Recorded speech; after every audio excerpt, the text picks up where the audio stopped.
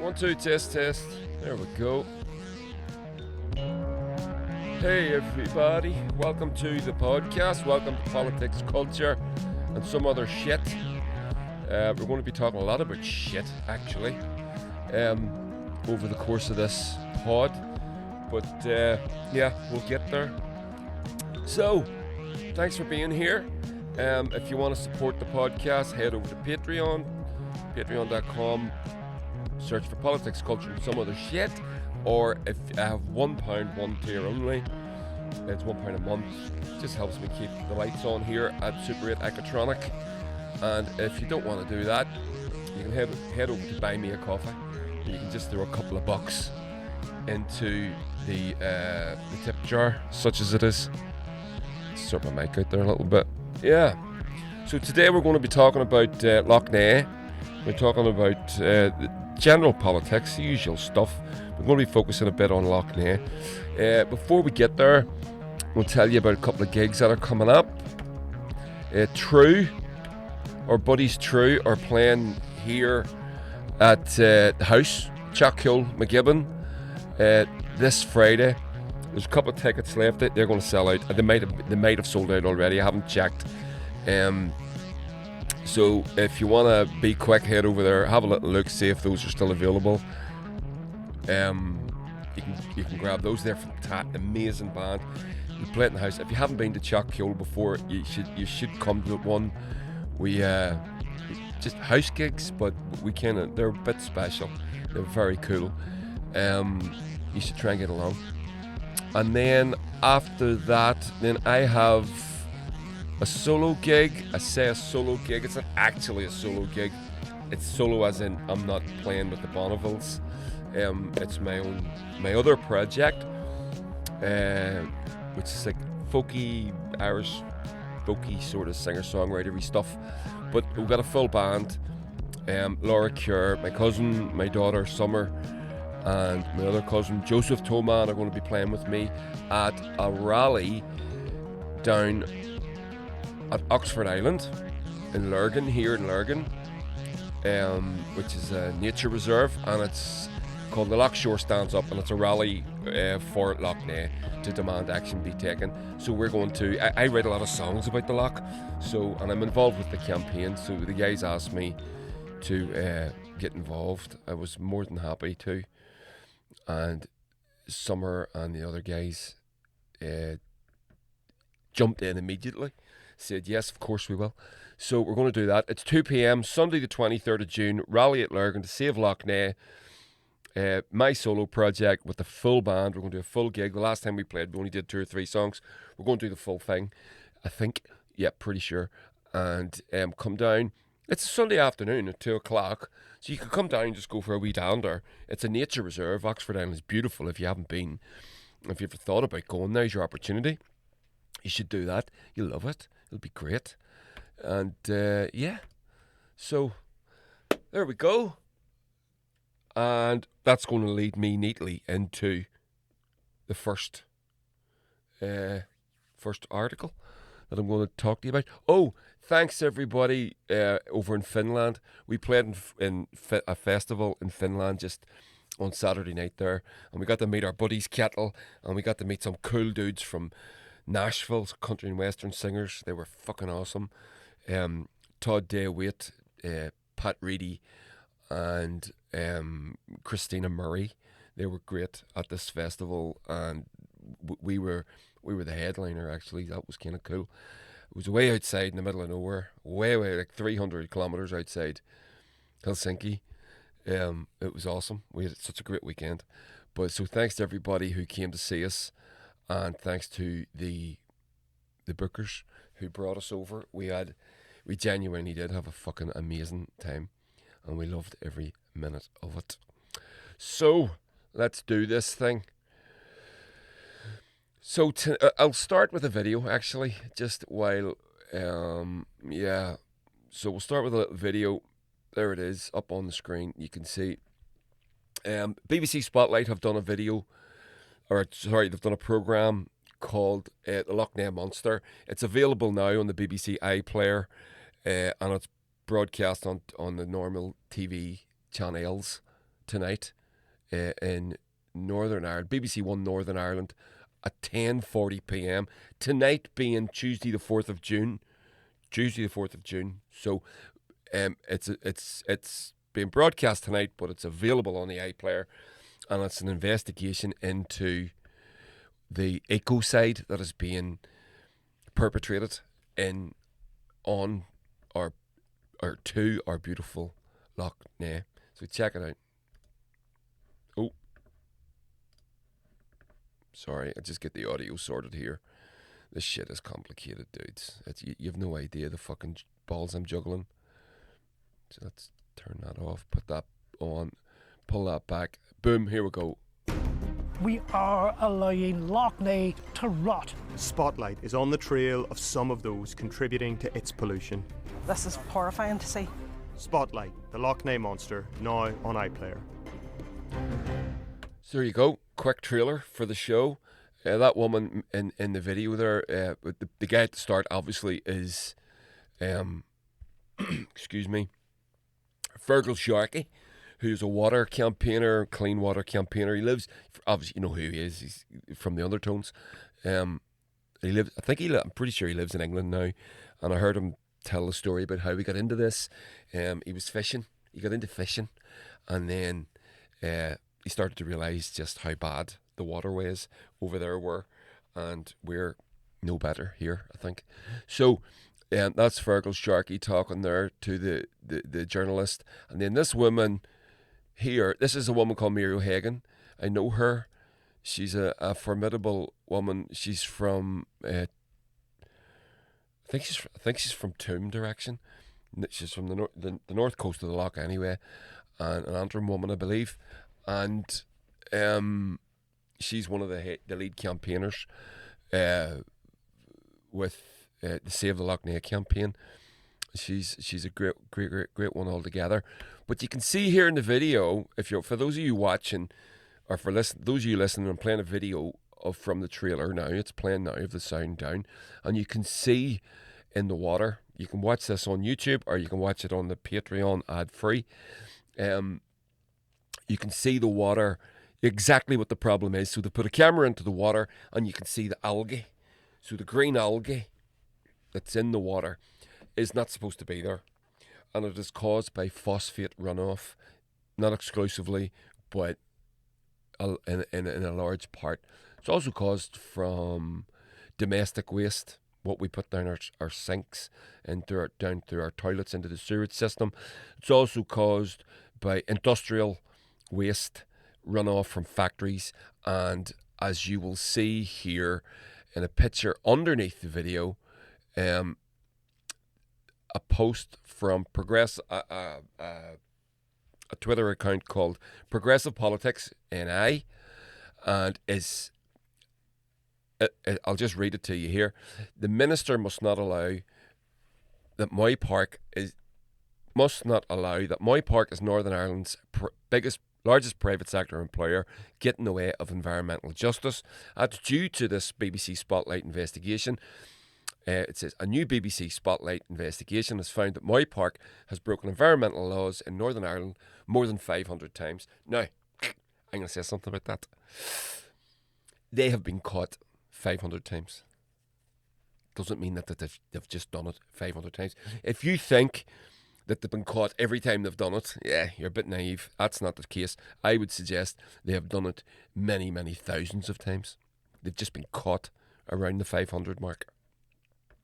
And they have not been prosecuted for even one.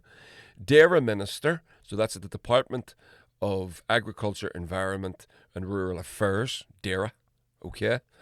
Why agriculture and environment are in the same brief, I'm not quite so sure, but there we go. DAERA Minister Andrew Muir must ensure the company faces appropriate punishment for these 500 crimes against our environment, and I couldn't agree more. They should be massively punished, and they're not the only one. There's a company here in County Armagh. I think they're County Armagh. Oh, what are they called? I'll tell you now. They're called Mash Direct. They're just as bad. They need to be, and I would suggest Simply Fruit, which is a sponsor of my beloved Armagh GAA. I would suggest I'm going to guess they're just as bad, but these massive food corporations are huge polluters. Huge polluters. The Mash Direct apparently is very, very bad. And the thing about it is, this is the thing that gets me about these industries. They're completely unnecessary. What they do is what they call add value to a product. So they take a potato, boil it, mash it, put it in a plastic fucking tray so that you don't have to boil it and mash it. And that's not necessary. We don't need that. We can live without that.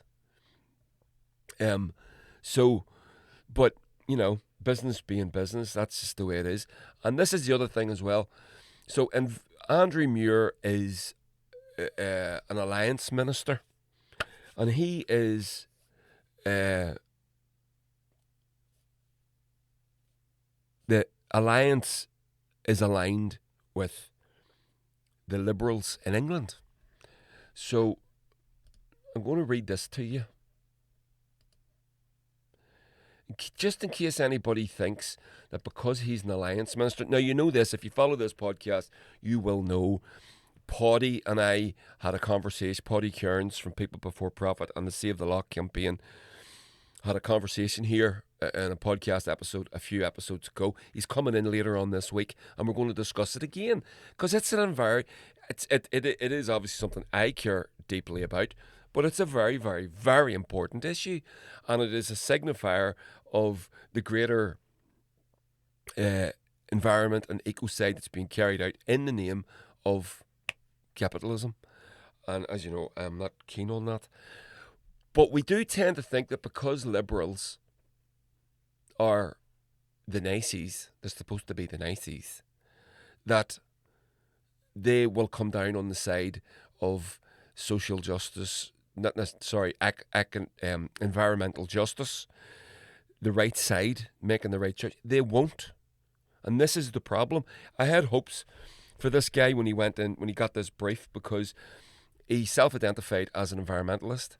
But as we know from the meeting that the Save the Lough campaign had with him just a few weeks ago, we read the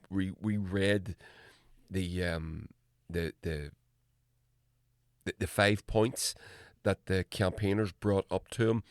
Number one of which was, can we get you to agree that what's going on in Lough Neagh is an emergency? And he wouldn't even do that. So it's very confusing. You know, you say these things when you're not in power, and then when you do get in power, you do absolutely fucking nothing. And you have to understand that this is why. Liberalism, I'm going to read this article. This is from A Level. This is from a tutoring website I found. This is a thing called study notes from A Level, in the UK. This is from 2020. So it's titled "Laissez-faire Capitalism" in brackets liberalism. Liberalism will always side with capitalism, always. So here's the. I'm not going to read the whole thing. So here's the notes. Classic liberals argue that a free market that is free from government intervention facilitates the optimum allocation of scarce resources within an economy. So liberals, classic liberals, argue that a free market facilitates the optimum allocation of scarce resources within an economy. So that's called the magic hand of the market. That's what's referred to as, I think that comes from the Chicago School of Economics, the magic hand of the market. The market will determine what resources go to, or which resources are scarce and where they will go to naturally within the market, without government interference, without any interference or any guidance or assistance or anything from anybody. The market will just do it itself. So that sounds to me like a capitalist. And the reason that sounds to me like a capitalist, because that is exactly what a capitalist is. Liberals are capitalists. We have this notion. We always, I remember thinking it years ago. Liberals were the middle of the road guys. They're kind of good. They're a wee bit goofy sometimes. And the Nazis, they're fucking not. The liberal perspective is strongly in favour of a capitalist economic system, which may be defined as an economic system based upon private ownership and market forces. This observation applies to both main strands of liberal thought, although they differ over the extent to which the state should intervene in order to uphold the smooth functioning of the marketplace.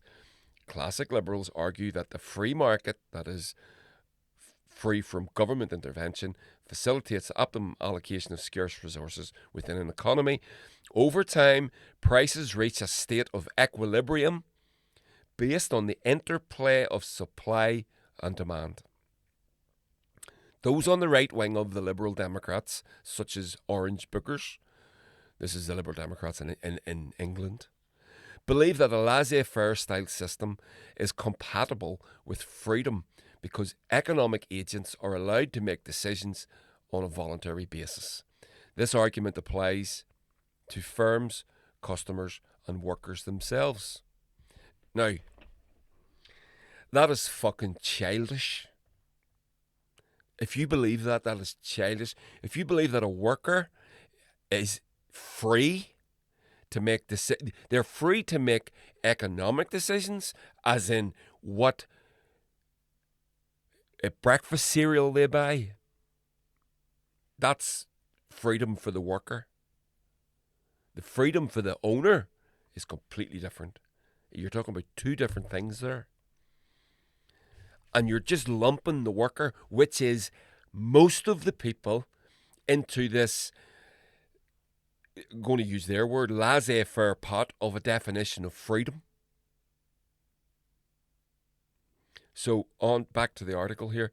Equally, so with there's right-wing liberals, and then there's equally classic liberals offer a firm rebuke to the left-wing argument that the owners of the means of production exploit their workforce, as workers are free to offer their labour in return for wages. Jesus. Employers have every incentive to treat their workforce in a fair and reasonable manner, and if they do not, workers will either leave or become demotivated. Either way, the level of service provided by that firm will be adversely affected, and that would be bad for business. Again, childish in extremis. It's so childish, that argument. We'll treat our workers well, and therefore, if we don't treat them well, they're free to leave. We know that, again, it's a childish argument, but it doesn't work. We know that the capitalists have completely captured government. Governments in the West literally do not represent the people. And they don't do what the people want, as illustrated by the dire state of Lough Neagh. Nobody wants this, except for a few capitalists. They don't care. The environment is there to be exploited. In economics, it's called an externality. I've explained all this before. It's called an externality. The externality is the external inputs that don't get added to the price of the product. So Mash Direct make a mashed potato and put it in a plastic tub. Then their affluent runoff is just dumped into a river, which feeds into the lough, which contributes to the perilous state that the lough is in. That externality is not added to the price of the product. The externality being what it's going to cost to clean the loch or to dispose of that effluent in an environmentally friendly way. These are externalities. Okay? And they don't get added. And Moy Park, as we're going to discover, I haven't seen the documentary yet. I'm going to watch it tonight. Or later on. I might watch it actually. I have a bit to do. I'll watch it later on this afternoon. Might get a chance to.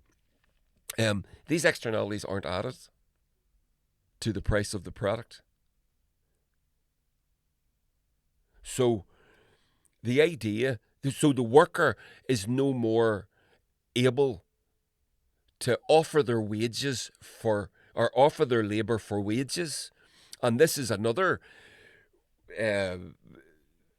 up is down, left is right, black is white, in is out argument that these liberals are making. Because you have to, where's your freedom? You have to go to work. You have to go and be a wage slave to somebody else. You have no choice. Or you become self-employed, but then you become the boss class. So it's spurious. It's spurious at best. And everything that they're saying, that this article is saying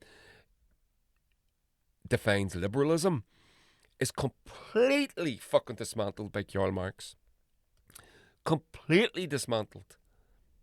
And they sound exactly like a capitalist. If you put the top of that argument, laissez-faire capitalism in brackets liberalism, that's what it says. But if you put at the top, if you relabeled this article, if you put a new title on it and said conservatism equals capitalism, and read that article, I would just replace the word liberal with Tory. It sounds exactly the fucking same to me. So,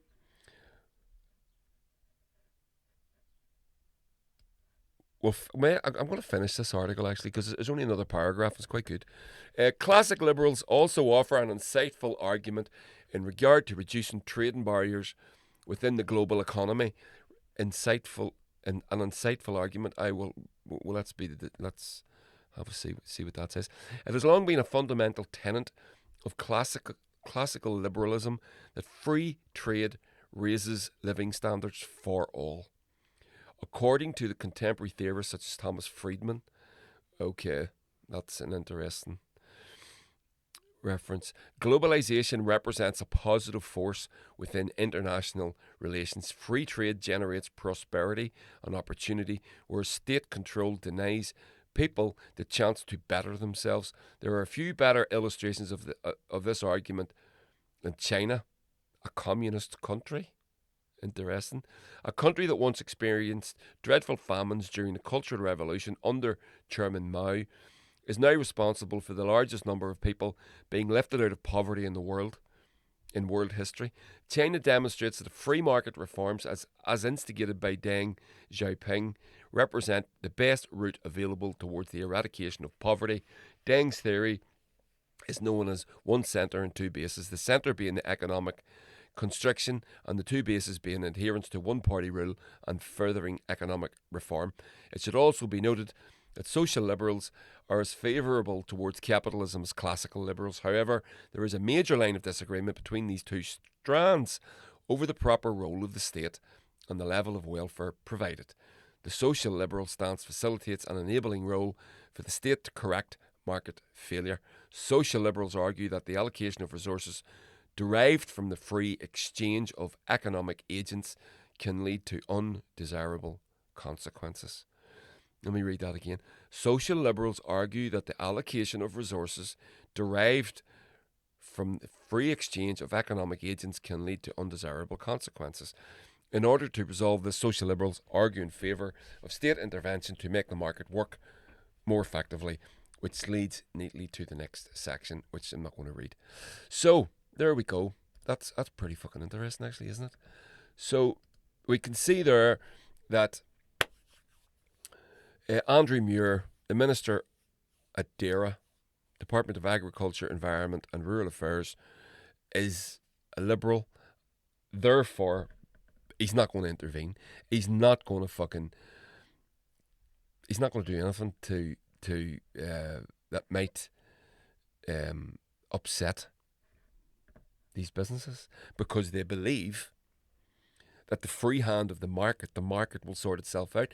Now, whatever your perspective is, whatever your position is on whether you agree with the Liberal stance or not, there's nowhere in that would lead me to believe that these businesses and that capitalism as a whole is ever going to give a shit about Lough Neagh. They do not care. So where does your non-interventionism into the free market, into business affairs, where does it leave Lough Neagh? And that's the point. That's the issue here. You can't have this laissez-faire capitalist approach to something like Lough Neagh and the protection of it. There is an ecocide being carried out right now on Lough Neagh. That's what this is. So, here's an article from, let me just throw this up on the screen, from the BBC website. And this, again, is what happens in the UK, in England. The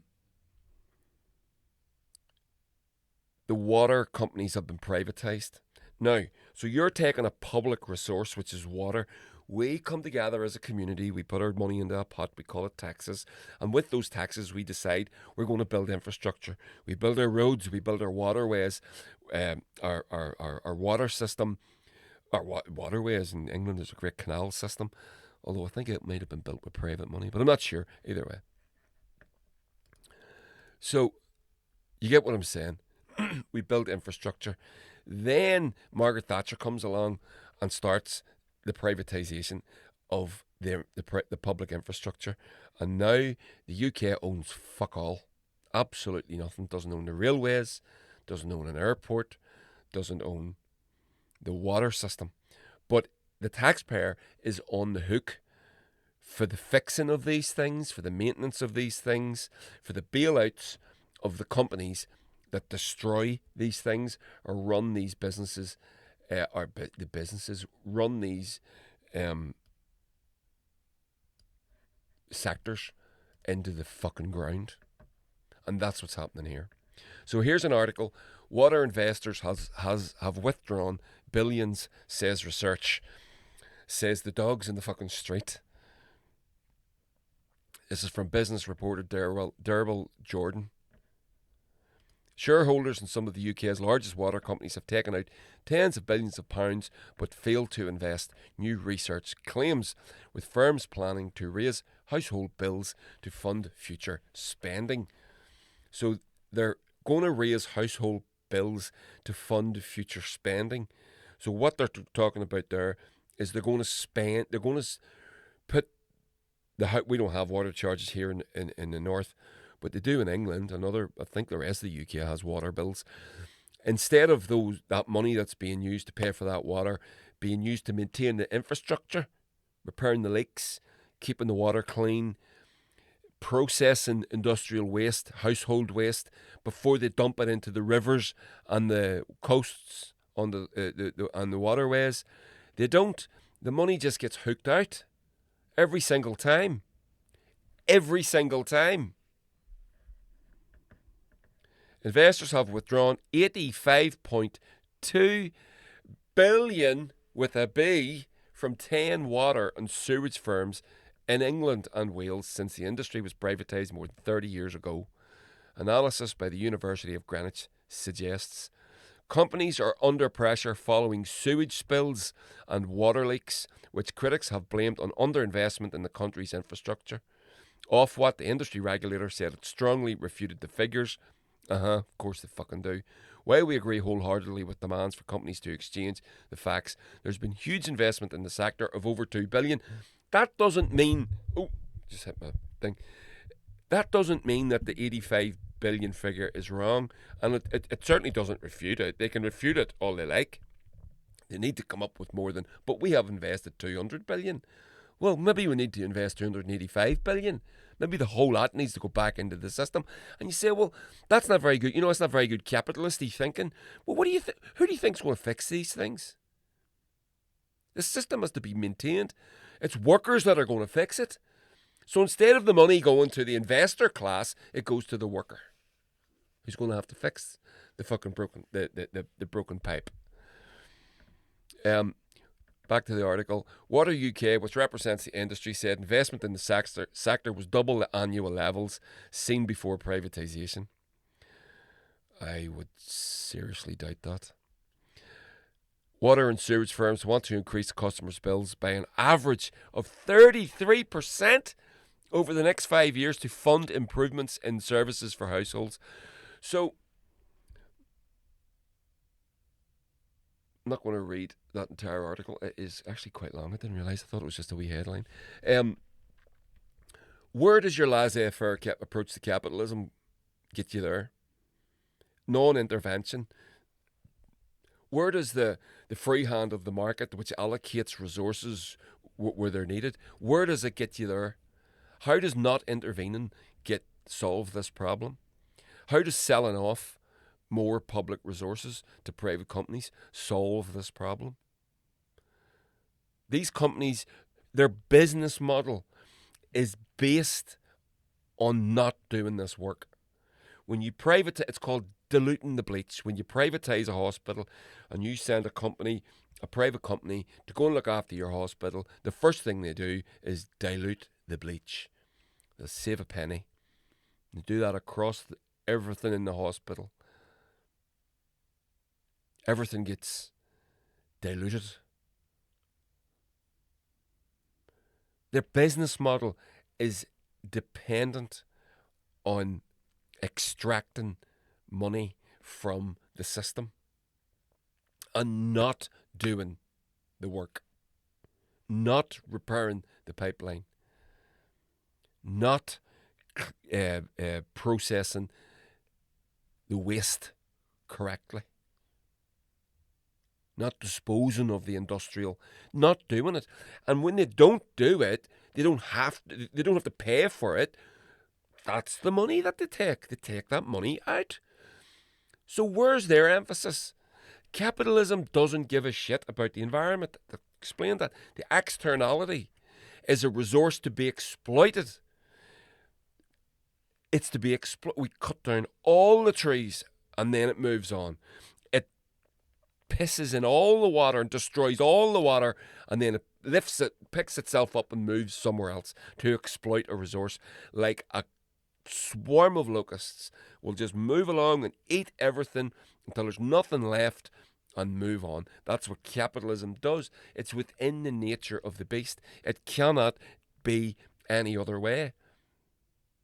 Which is why, when you understand it, the only solution is to end it. It has to go. So, there's the article from the BBC about hundreds of environmental breaches by Moy Park. So this is back to the start. The BBC article. A major chicken supplier in the UK has breached environmental laws in the way it's discharged waste. A BBC investigation has found documents filed with Stormont's Department for Environment, Agriculture and Rural Affairs shows the company has breached legal limits on hundreds of occasions across 3 different sites in Northern Ireland. The agri-food company, which is the agri-food company, which is valued at over $1 billion, is Northern Ireland's largest private sector employer. Moy Park said all trade effluent is strictly controlled and treated before it is discharged, with it undergoing additional treatment by Northern Ireland Water before it enters the waterways. Yeah, I fucking believe that when I see it. Moy Park supplies branded and own-label chicken products to retailers. For those of you not from Northern Ireland, Moy Park, everybody knows who Moy Park is over here. They're fucking enormous. Trade effluent is the name given to the liquid waste produced by factories and businesses, which typically ends up in the sewage system. The discharges have the potential to be highly polluting and are subject to strict environmental limits set out in trade effluent consents, and they are overseen by Stormont's DAERA. Breach those limits and businesses could be committing a crime as a part of a wider investigation. Pollution at Lough Neagh. BBC Spotlight explained thousands of environmental compliance documents filed by Moy Park with the regulator since 2017. The documents revealed hundreds of breaches to the company's trade effluent consents. So they lied. That's a lie. Whenever they were asked for comment, they told a fucking lie. Sampling by Northern Ireland Water found that Moy Park had breached legal limits relating to a number of potential pollutants, including ammonia, hexane, extractable materials, including oils, fats, and grease. There's a picture of Andrew Muir, the minister, the Liberal. This can't continue. Northern Ireland's minister told the BBC Spotlight he was very concerned. Oh, are you? Not concerned enough to call what's going on in Lough Neagh a fucking emergency. He's not that concerned. I'll be writing to Moy Park. Fuck me. Seeking an explanation in terms of the situation you outlined. This can't continue. The environmental regulator, the Northern Ireland Environment Agency, operates within DAERA. When asked why the regulator had not prosecuted the breaches previously, Muir said he would be seeking answers from officials. The reason is because there's no fucking political pressure to do this, because we're controlled by capitalists like Andrew Muir who don't want to intervene. They don't want to regulate. They don't want the government to get in the way of private business, because private business knows where to allocate resources, and what it does with its resource of industrial effluent is dump it into our beautiful, unique Lough Neagh. They will not fix this problem. We have to fix this problem. So that's why you have to go to these fucking rallies. That's why you have to come down and see what's going on Lough Neagh at Oxford Island on the 23rd of June, and listen to the people talking. It will blow your fucking mind. I know the figures. I've heard all this stuff. It is unreal what they're dumping into this loch. It is unbelievable, the amount of this stuff. Moy Park told BBC Spotlight that any breaches in its trade effluent consent incur a charge payable directly to NI Water for further treatment to ensure the water is safe before any discharge to the waterway. So that little paragraph there. Any breaches of its trade effluent consent incur a charge payable. So what that means is if you can afford it, you can do it.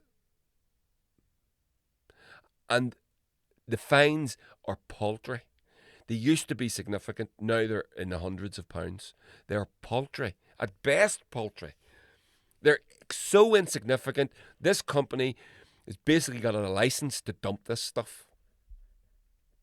So, when you're talking about a company like this worth £1 billion, again, they've got people are there. They're making these decisions. They're doing it on purpose, and they're doing it when they're faced with this decision. Do I do this or do I not? They don't make the decision based on should I do this or should I not. When it comes to the environment, they do should I do this or should I not to increase my profits. And it's not a case of if I don't do this, we're going to go bankrupt. It's not that. It's if I don't do this, I'm going to make slightly less profit. That's what this is. And that's why it can't continue. It can't be allowed to continue. And writing fucking letters to Moy Park to get to find out.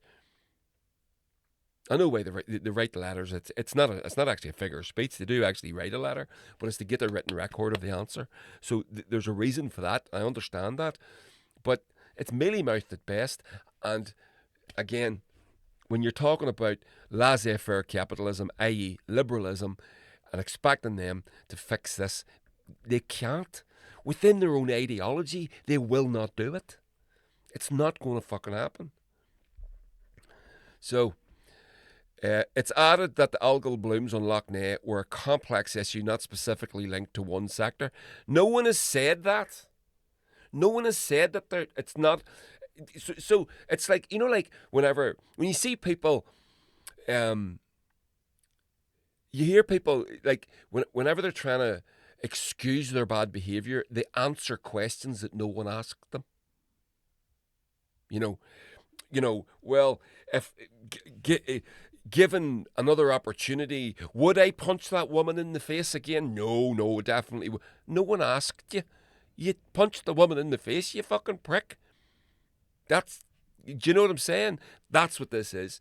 So it added that algae blooms on Lough Neagh were a complex issue, not specifically linked to one sector. First of all, we know it's a fucking complex issue.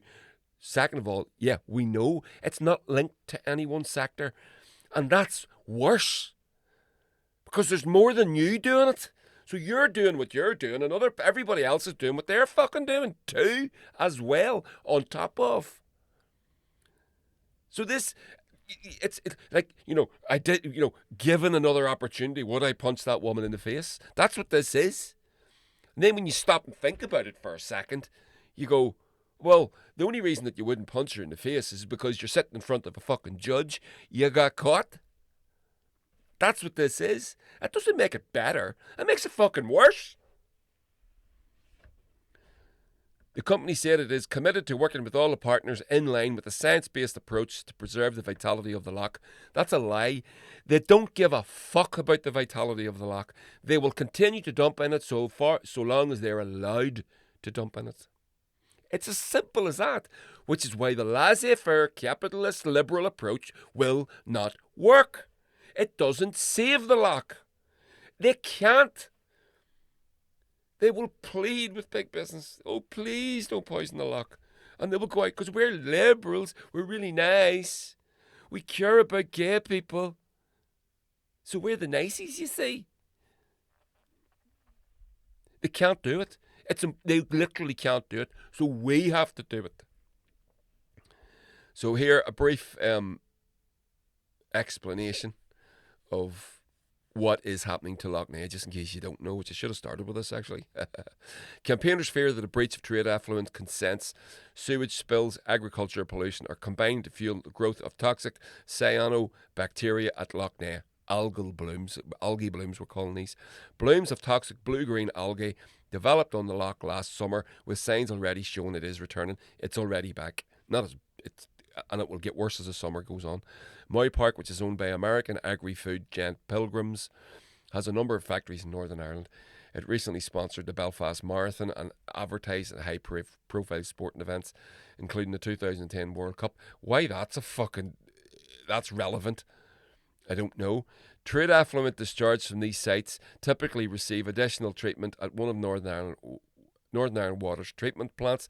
This is intended to ensure that effluent does no damage to the water course it flows into.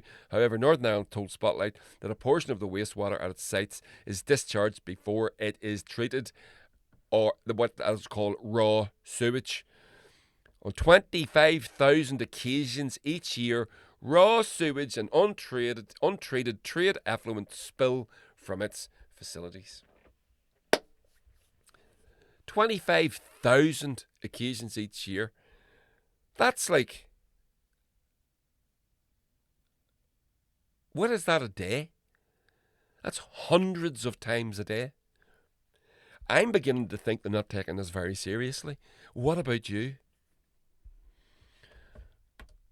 Unbelievable. Unbelievable. It's just unbelievable. There's Fergal Sharkey again.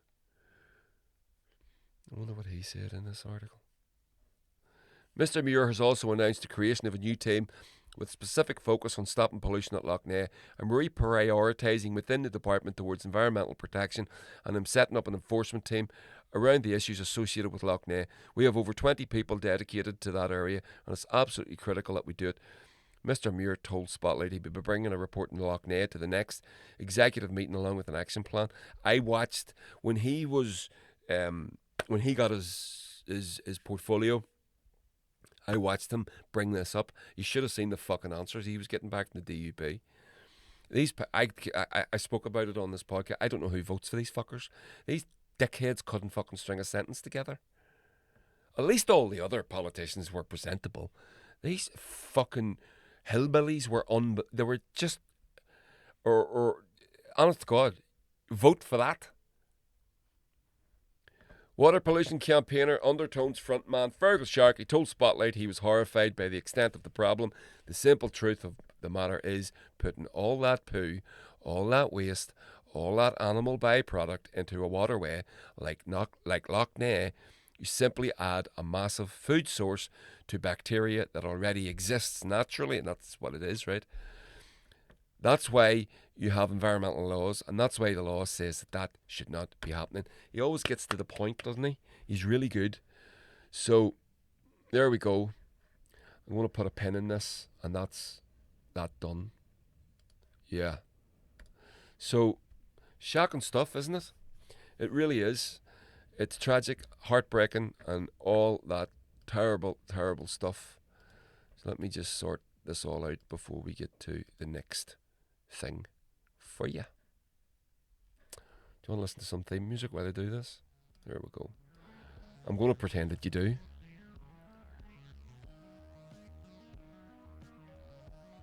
So, a couple of quick things before we get to we're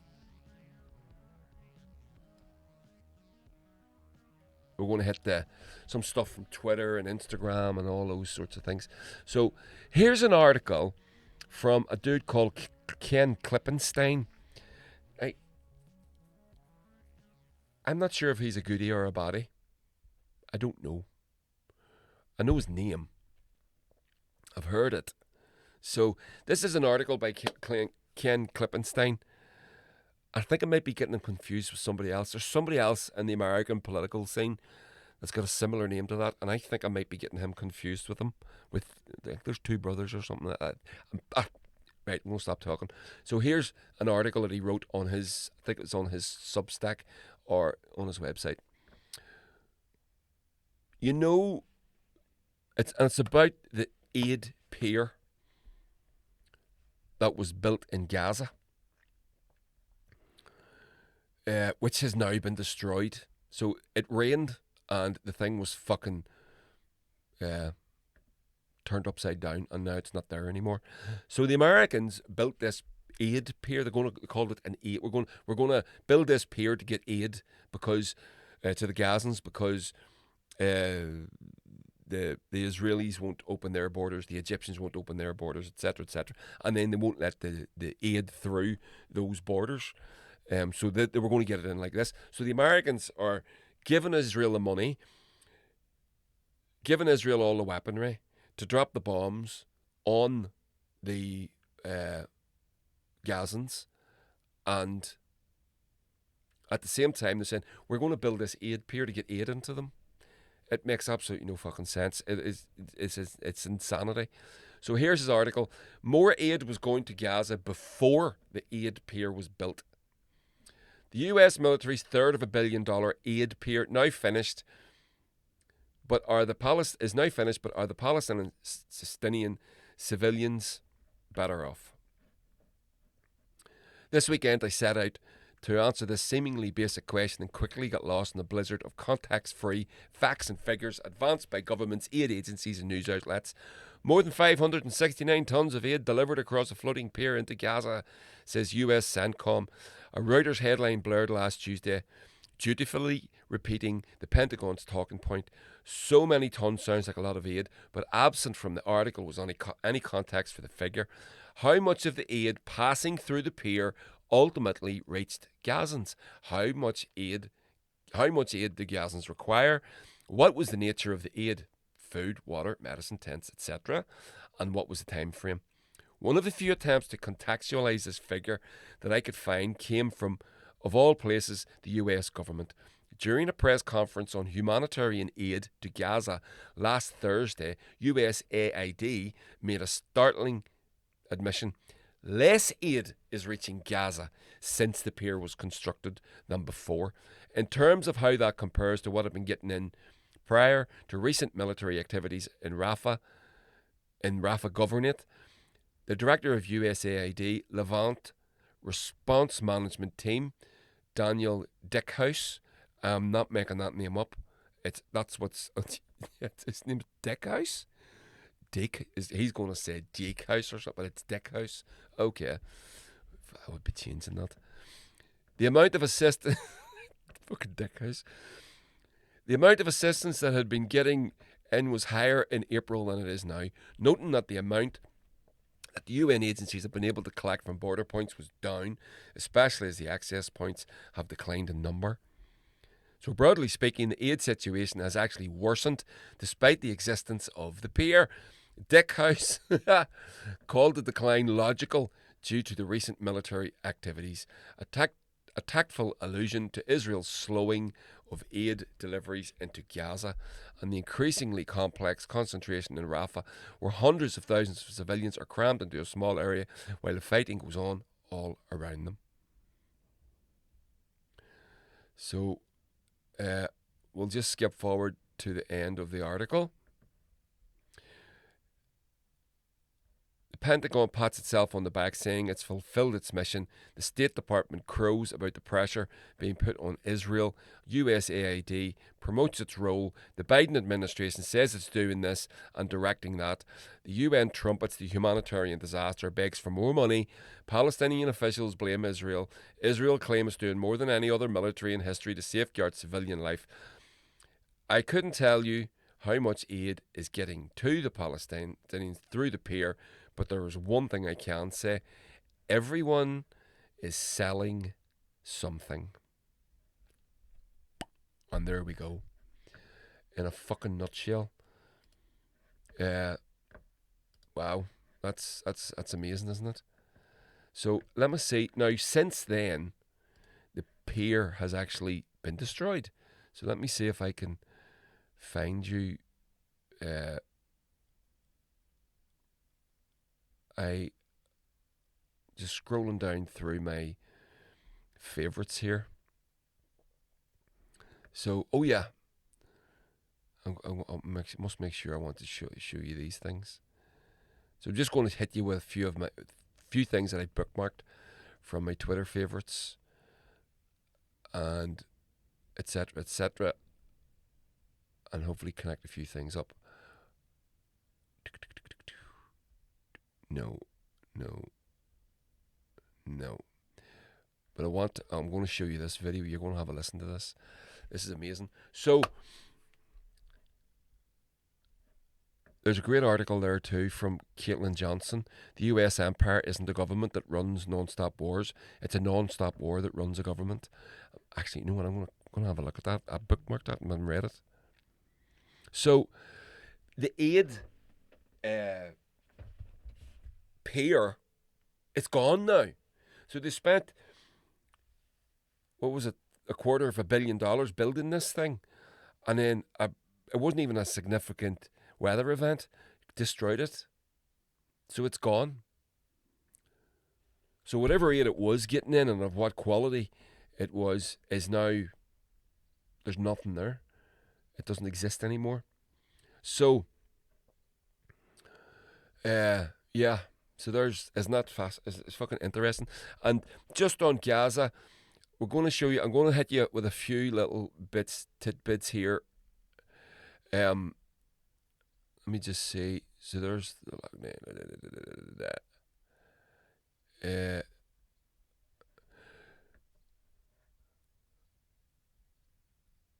so here. So this is what I wanted to show you. So ex-President Trump, soon to be president again, because he is going to be the president again. They're not going to jail him.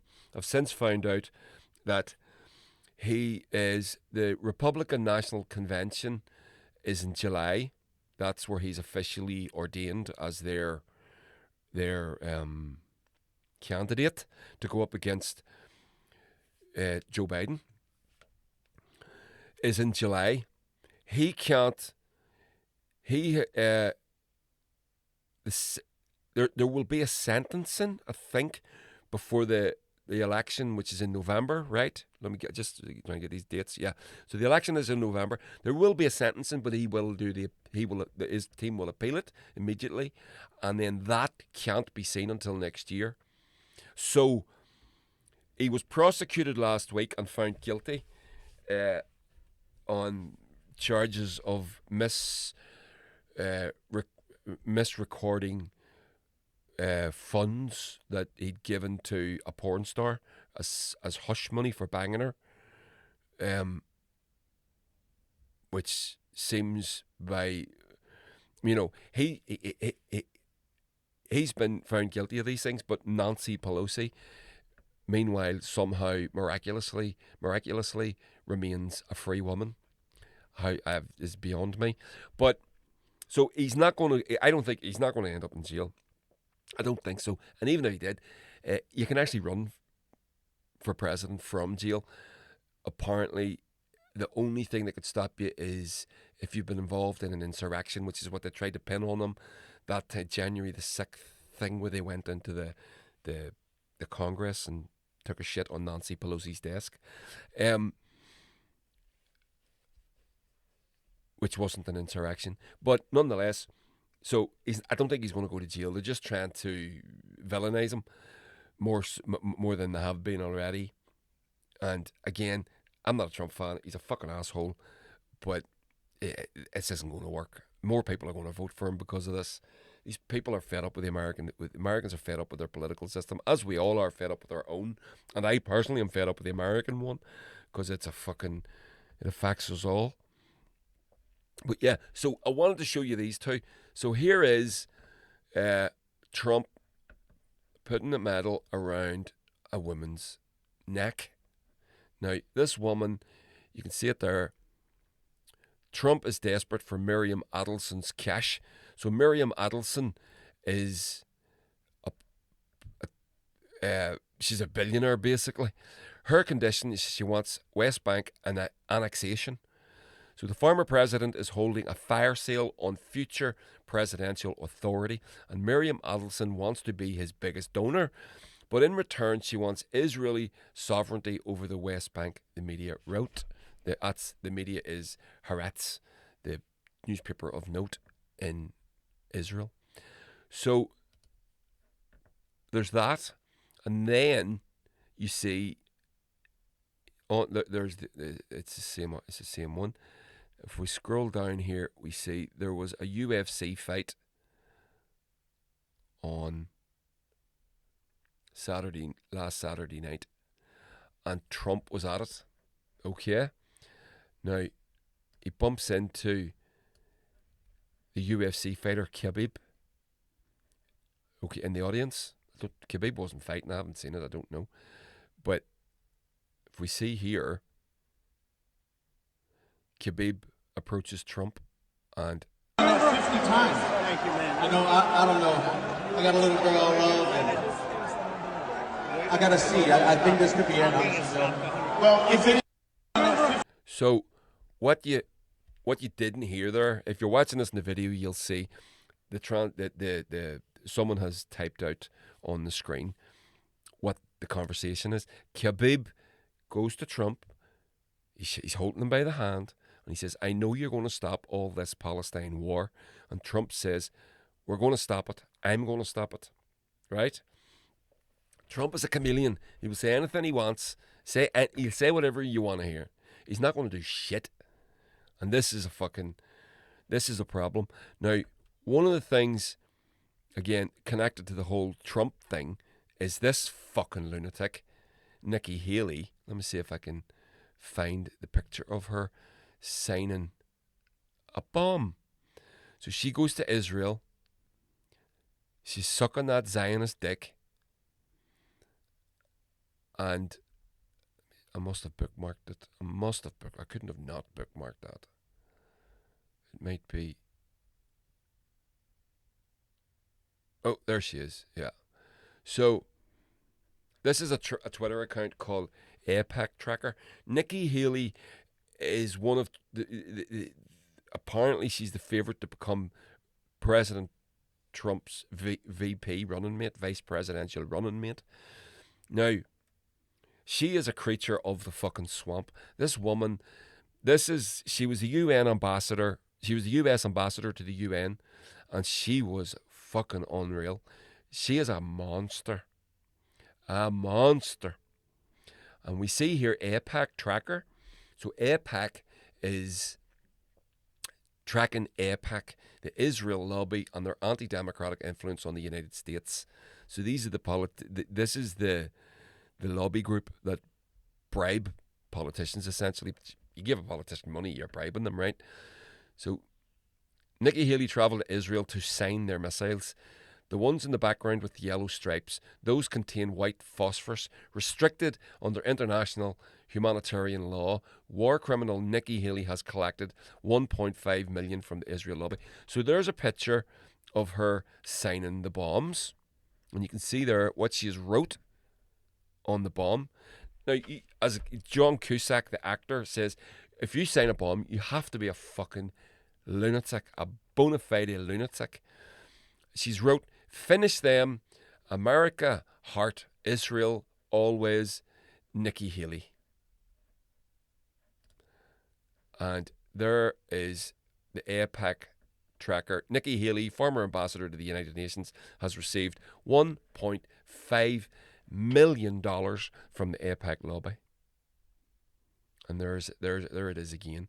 Former Republican presidential candidate Nikki Haley wrote, finish them on an Israeli artillery shell during a visit to Israel to show her staunch support for the Israel slaughter of Gazans. And now you have to remember, she's gone, so she's up for being the vice presidential running mate to Trump, right? She's in the running. Apparently, she's the favourite.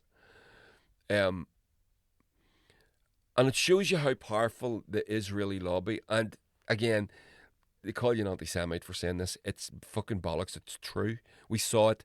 The Al Jazeera documentary, the lobby went into this. Both sides of the Atlantic, the UK and America, we know all about this. We know it's true. We're not fucking making it up.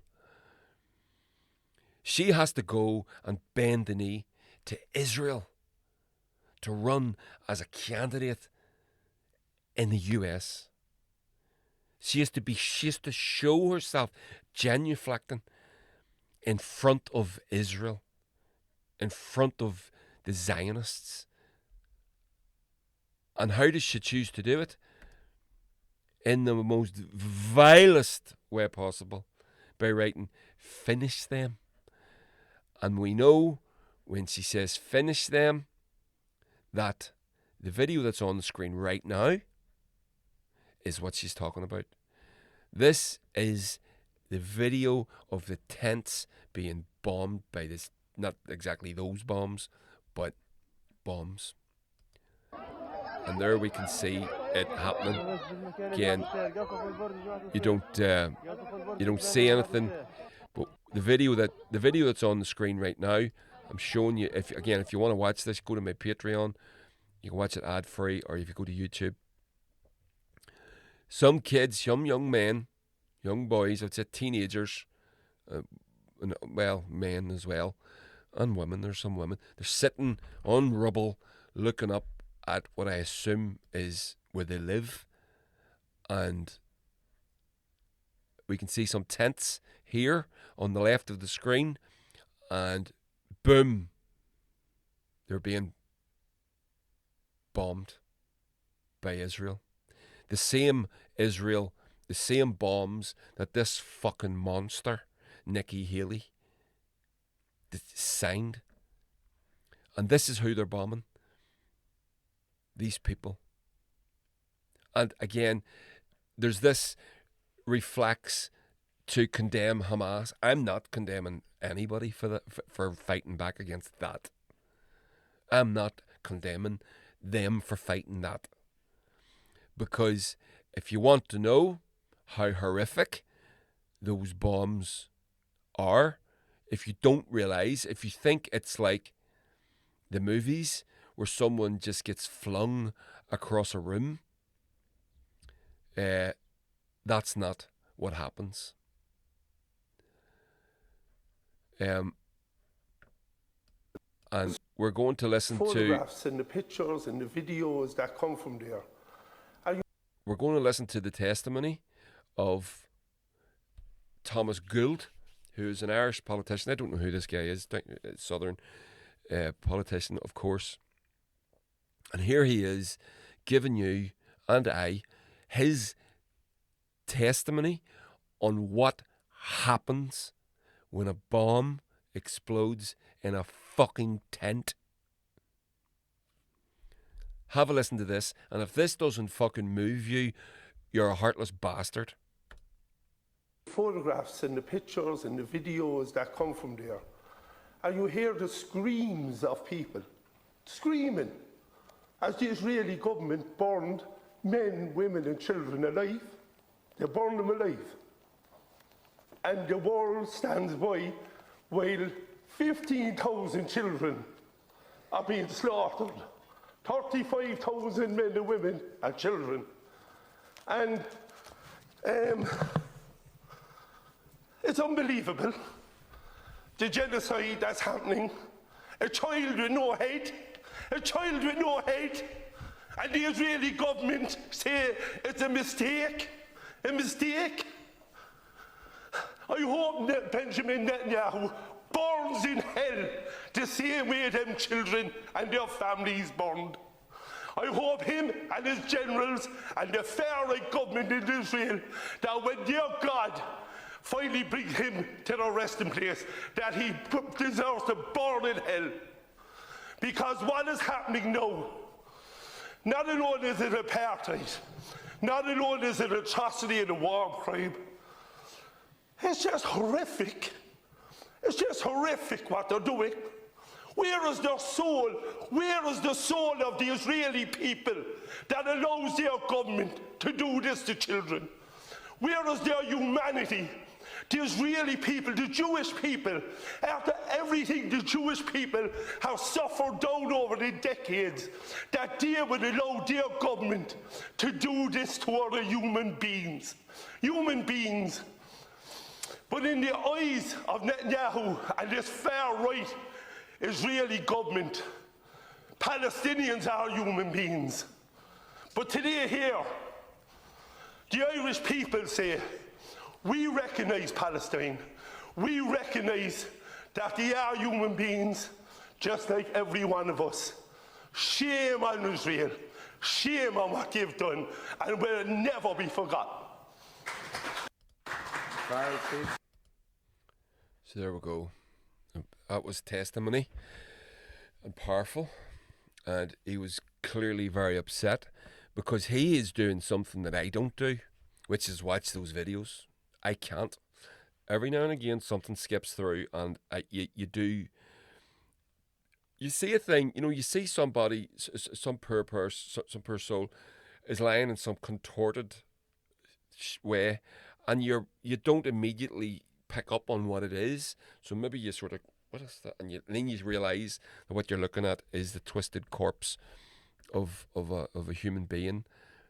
Again, as he said, sometimes devoid of limbs, heads, things like that. So he's obviously watched all of these. That video I just showed you of the bomb happening, again, if you want to watch this, you don't see any of it's shot from a distance. You don't actually see. You just see people's reaction to the bomb going off, which is must be a moment of pure horror, as these people know that there's people in those tents and that they're going to die, that they're dead now. So there we go. Shocking stuff altogether. So, going to hit you with a few. Now, this is one we're going to, a few little things here I'm going to share with you.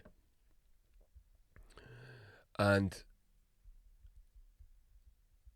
there's one here. Now, I'm going to talk about this. This is a subject. It's about Northern Ireland politics. But I think it's sort of, it's indicative, or it's an example, maybe is the word I'm looking for, of what the wider political landscape, and I would say it's indicative of what's wrong with it. Now, I need you to listen to what I'm saying here. This person that I'm going to talk about now is a trans person, and I'm going to criticise them. I'm not criticising them for being trans. I'm not criticising them for caring about trans issues. I care about them myself. I consider myself to be an ally. And I've learnt a fair amount about the trans issues and trans things over the past number of years, because it's been elevated to that. It's been elevated so much so that you can't not, and it's good that we know. It's good that we know these things. It's good that we have sympathy and we can help our trans brothers and sisters in every way we can. You know that my stance on these issues are the best way to help everybody, including our trans brothers and sisters, is to provide our citizenry with world-class healthcare, world-class education, world-class care in the community, world-class infrastructure, the exact opposite of what's happening right now. And in that wide net, we will sweep everybody up, including our trans brothers and sisters. That's what I think. But I'm not criticising this person for being trans or anything like that. So don't be thinking that I am. I'm not. So the article here is the Green Party in Northern Ireland have announced their candidate for Belfast West in the upcoming general election. And the person that they've chosen is this person. So this is Green Party representative for West Belfast. Ash Jones will stand to represent Belfast West in the upcoming Westminster election. Ash will be the first ever Green Belfast West candidate for Westminster. Now, this is the Green Party Northern Ireland. The Green Party Northern Ireland. Right? And this is their representative for Belfast West. We have an ecocide going on in Lough Neagh. We have gold miners and drillers something like 96% of Northern Ireland is licensed to be drilled and mined. The highest place in Europe, I believe. There's an ecocide being carried out on Lough Neagh, which 40% of the people of the north of Ireland get their drinking water from. And the Green Party, this is the criticism here. It's not about the trans person. It's the Green Party have announced this is their candidate. And this is the candidate statement. I'm going to read you the candidate statement. This is from the Green Party's own Twitter account, Instagram account. This isn't. I'm not giving you anything out of context here. This is the statement. So Ash has said, "I am delighted to be the first ever Green candidate for West Belfast in the Westminster election. As a trans woman, I know what it's like to be the target of bigoted hysteria from the Tories and the right-wing Labour opposition. This Parliament needs radical Green voices to hold them to account and fight for justice and equal rights. The executive parties have left West Belfast with desperate rates of poverty and division, and with the Assembly prioritising photo ops over legislation. I am proud to offer real change on Thursday the 4th of July. Vote Green." Where's the environment mentioned in this? I don't get this. This is confusing to me. I'm not saying that a Green Party can't be concerned with social justice issues. Green Party should be concerned with social justice issues. But should a Green Party also not be concerned with environmental issues? Is that not the point of a Green Party? I'm not saying you can't walk and chew gum at the same time. But that's your statement. And it's all about social justice, which is important. But where's the environmental statement? Where do you stand on Lough Neagh, the biggest environmental issue of our time, and you've got nothing to say with it in your statement announcing that you're going to be running to stand in the British Parliament. That kind of blows me away a little bit. I wish Ash all the best. I hope she does really fucking well. I don't think they will though. I don't think she will. I'd be very surprised. And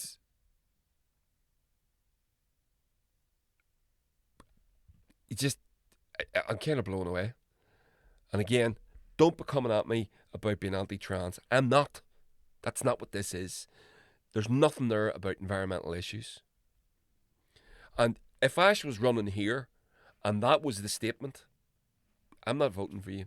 I'm not voting for you. Again, not because she's trans. Because that to me that's fucking bullshit. It's throwing those issues out instead of all the other things, which are, again, you can walk and chew gum at the same time. But as a Green Party, should you not, my God, as a Green Party, should you not be mentioning the environment when you're sitting in the fucking mouth of the biggest ecocide that's ever happened on this fucking island? I think so. I think you should be mentioning that. I think that's an important thing. I wish Ash all the best though, and I hope she does very well, and I hope I'm wrong. So there we go. I think that's me. Yeah, I'm going to call it. I've loads of stuff, as usual. I've loads of stuff bookmarked to share with you, but I didn't get to it. There was one actually from. Oh yeah, I'll finish with this. This is mad. There's Tim Collins, just on the video there. This is Tim Collins. He's running for election in North Down, which is the safest Ulster Unionist seat in the world. And the weird thing is, Tim Collins is out from Bangor Bay. He's from towards the beaches of Normandy, packed with American servicemen. His fetishism of war is unreal. So he's standing there wearing his fucking war beret, and he's a big thing of medals on his suit. Weird thing is, he doesn't live here. He lives in Kent, I believe. Unreal. So let me just show you, see if I can see this. It's from Midwestern Marks.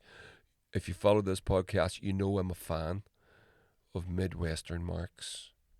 It's a great account on all the socials, Twitter, Instagram, TikTok, all that shit. But I'll finish with this. I'll find this for you right now, and finish with it. So,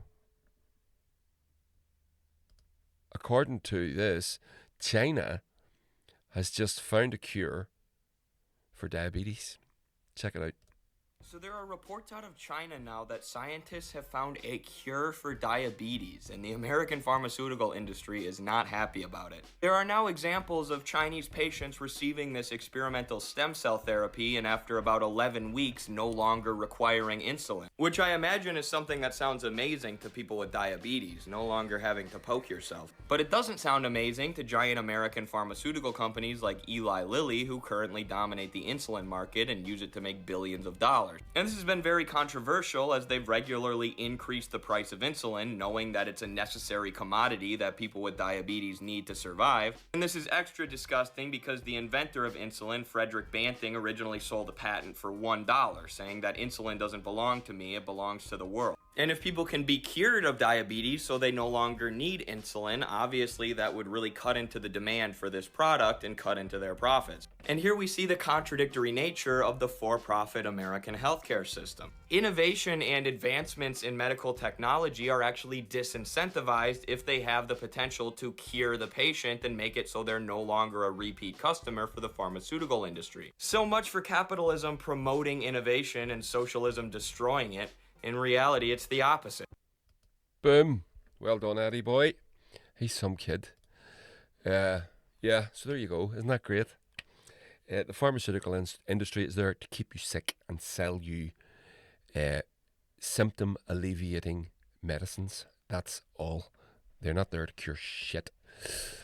So there we go. That's the pod. We're done. So let me remind you, we've got True here at the house on Friday night, and 23rd, Sunday the 23rd of June at 2 p.m, rally at Lough Neagh, Oxford Island, Lurgan. I'm going to be playing with full band. It's rather beautiful music, if I do say so myself, and I think you'd like it. I think you should come along and get involved with saving our beautiful Lough. She needs our help. Really, she really is in dire straits, and fucking goddamn liberals aren't going to do a goddamn thing about it. So yeah, we need you. So that's us. We're done.